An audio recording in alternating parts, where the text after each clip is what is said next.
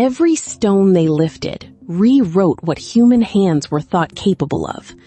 In 1900, a storm drove Greek sponge divers to shelter off the island of Antikythera. Beneath their boat lay a shipwreck holding a bronze device so mechanically advanced it would force historians to rethink the entire trajectory of Greek science by 15 centuries. The storm passed, yet Captain Kontos held his crew at Antikythera. Curiosity outweighed caution. He ordered a diver over the side into the darkness below. Elias Stadiatis dropped into darkness at 45 meters. Minutes later, he tore off his helmet, gasping, refusing to descend again. "Dead men," he cried out. "Dead men and horses, rotting on the seabed." Captain Kontos dismissed the panic and dove himself, returning with a bronze arm clenched in his hands. What awaited below was no grave, but a shattered hull scattered across sand, bronze limbs and marble faces strewn everywhere.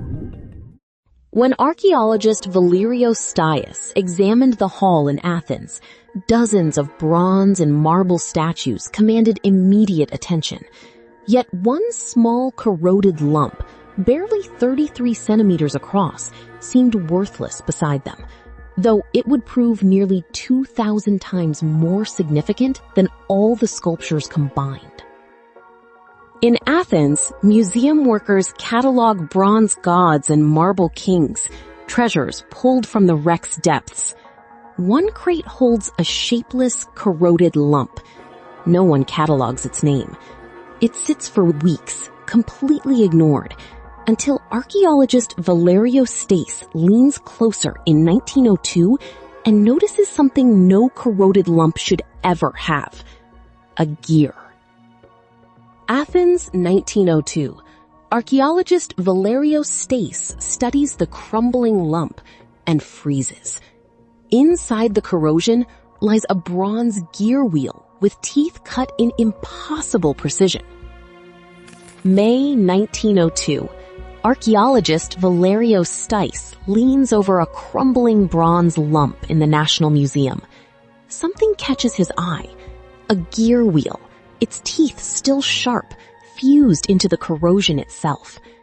Gears belong to mechanical clocks, not to a Greek shipwreck 2,000 years old. He knows this should not exist. Coins and pottery dated the wreck to 60 BCE, yet X-ray and CT scans would later reveal nearly 30 hidden bronze gears inside. A gear in a Greek shipwreck? Scholars scoffed dismissively. Surely modern debris, they insisted, had simply sunk and lodged itself among the ancient bronze. In an Athens museum drawer, the corroded lump sat waiting. Decades passed by. No one possessed the tools to peer inside and discover what lay hidden. In 1951, historian Derek de Solla Price bent over the corroded fragments in Athens and refused to look away. Where everyone else saw worthless scrap metal, Price saw a puzzle that no one had properly investigated before. For the next 2 decades, this single object would consume his entire career and reshape his life. Price called it an astronomical calculator, yet sealed bronze concealed the evidence. Was this a single genius's remarkable triumph, or proof of an entire lost Greek tradition of mechanical engineering? And aboard that ship in 60 BCE, was it cutting-edge science, or already an ancient, obsolete relic from a forgotten era? For 2,000 years, the sea worked relentlessly against it, fusing bronze and stone into one dense, unreadable, impenetrable lump. By 1971, physicist Derek Price needed to see inside bronze without destroying it. He turned to Charalampos Karakalos, a Greek radiographer expert in X-ray and gamma-ray imaging techniques. Together, they bombarded the corroded fragments systematically, chasing shadows of gears no human eye had glimpsed in 2,000 years of darkness and ocean corrosion. Centuries later, X-rays pierced what the sea had sealed shut. Beneath layers of corrosion, researchers uncovered something unexpected. 30 bronze gears, meshed tooth to tooth, locked together in perfect mathematical calculation.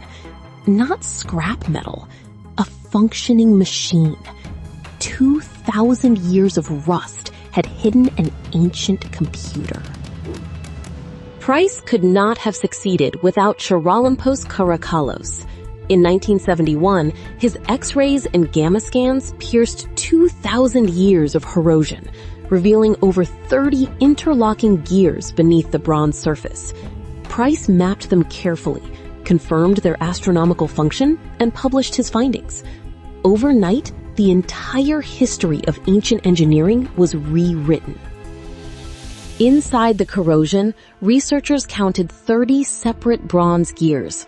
Further evidence suggested more existed, perhaps 37 total, with teeth meshing in patterns that no one had expected from the ancient world. Beneath the corrosion, researchers finally decoded the front dial.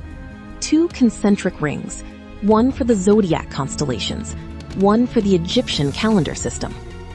A single bronze pointer traced the sun's path day by day across the dial. Hidden inscriptions confirmed the function. A 19-year Metonic cycle, tracking moons and months precisely. Beneath the backplate, researchers uncover a spiral dial, cut deliberately in a hand-carved groove winding 4 complete turns tightly inward. It tracks the Saros cycle, exactly 223 months, allowing one bronze pointer to foretell an eclipse years before darkness fell across the sky. Where a wristwatch resets each year, this second dial refines a 19-year cycle across 4 complete turns, sharpening eclipse forecasts with precision no device would match for 1,000 years to come. 2,000 years later, engineer Michael Wright picked up those gear counts and cut real bronze. Tooth by tooth, he rebuilt the mechanism by hand. He turned the crank, the pointers moved, the moon phase spun true. The ancient design simply worked. By 2005, corrosion had sealed the mechanism's secrets for 2 millennia. The Antikythera Mechanism Research Project wheeled in an industrial CT scanner, built to inspect jet turbines, and aimed it at the fragments. They could see straight through solid bronze, beneath layers no human eye could ever reach. Inside the scanner, researchers watched as corrosion fell away in digital layers. Beneath it, thousands of tiny Greek letters emerged, carved into bronze plates. Not decoration, instructions. The device explained itself, waiting 2,000 years for anyone capable of reading its secrets. Picture a bronze globe, perhaps 70 centimeters wide. Its dozens of hand-cut gears meshing like a modern gearbox. Turn one crank, and moons, planets, even the 4-year Olympic cycle glide across the sky in perfect mathematical ratio. An analog computer built from metal centuries before electricity existed. Inside the gearing, researchers uncovered something stranger still. A pin fixed off-center, riding in a slot on a second wheel. As it turned, the pin sped up, then slowed. It replicated the moon's uneven path across the sky. Hipparchus's lunar theory cast directly into bronze. Historian Derek de Solla Price scoured the entire historical record for a rival. Nothing matched it until 14th century Europe. 1,000 years of silence stood between them. After the Antikythera mechanism, silence. No comparable gearwork survives anywhere for 14 centuries. Not until the 1300s do European astronomical clocks approach this precision. Whatever knowledge built this device vanished so completely that Europe had to rediscover it all from nothing. Standardized gears imply not one genius, but a workshop tradition. Astronomy woven into trade routes, farming calendars, navigation. survival itself. 30 gears, precisely cut. No single genius works alone at this level. Researchers ask, what else did they build and lose to time? Cicero had written of it a century earlier, a bronze sphere built by Archimedes himself, turning to show the sun, the moon, and the wandering planets. Historians dismissed the account as pure legend. Then, divers pulled a corroded lump from the Antikythera wreck, and everything changed. Under magnification, the gear teeth revealed a different story entirely. The cuts are uniform, efficient, repeatable, not the trembling hand of one isolated genius, but a trained workshop's practiced routine. This wasn't a miracle of individual brilliance. It was a manufactured product, and products mean others were built before it. This precision vanished completely for 2,000 years. Farmers, sailors, and calendar keepers navigated blind until 14th century Europe reinvented what Greek hands had already mastered. One device this refined cannot arise alone. Cicero himself described a similar bronze sphere built by Archimedes, later owned by a Roman general. Rhodes had workshops. Alexandria had scholars. The mechanism was no accident. It was a tradition, and the sea swallowed all the rest. If this machine existed, others must have too, workshops full of them perhaps. But Rome burned, empires collapsed, Alexandria's library turned to ash. One bronze survivor slipped beneath the sea instead of into a furnace, and that accident alone is why we know Greek genius reached this far. No later gear matched it for 14 centuries, not because no one was clever enough, because the workshops that built it, the teachers who trained the next generation, the entire chain of transmitted knowledge simply vanished. A tradition died. Only its proof survived, buried in salt water. 34 centimeters tall, 5 kilograms, smaller than a shoebox, yet 30 bronze gears made it 15 times more complex than modern watch movements.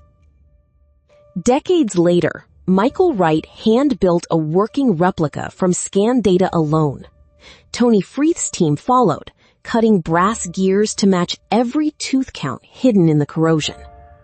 Each working model answered one question and uncovered 3 more beneath it. Today, it rests behind glass in Athens.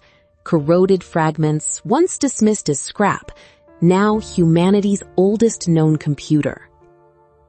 A storm forced sponge divers to shelter off Antikythera. Captain Kontos sent Elias Stadiatis down for shells. He surfaced terrified, describing corpses and horses in bronze. It was a wreck of statues. One small corroded lump lay among them. Nobody yet knew what they had pulled from the sea. One shipwreck, one corroded lump nearly discarded entirely. If this artifact survived purely by accident, what other mechanical marvels still lie beneath the seafloor, waiting to rewrite our understanding of the ancient world? In 1902, scholar Valerios Stais examined a piece of ancient refuse. Beneath its thick mineral crust, he discovered an intricate gear wheel. The discovery fundamentally transformed our understanding of classical engineering.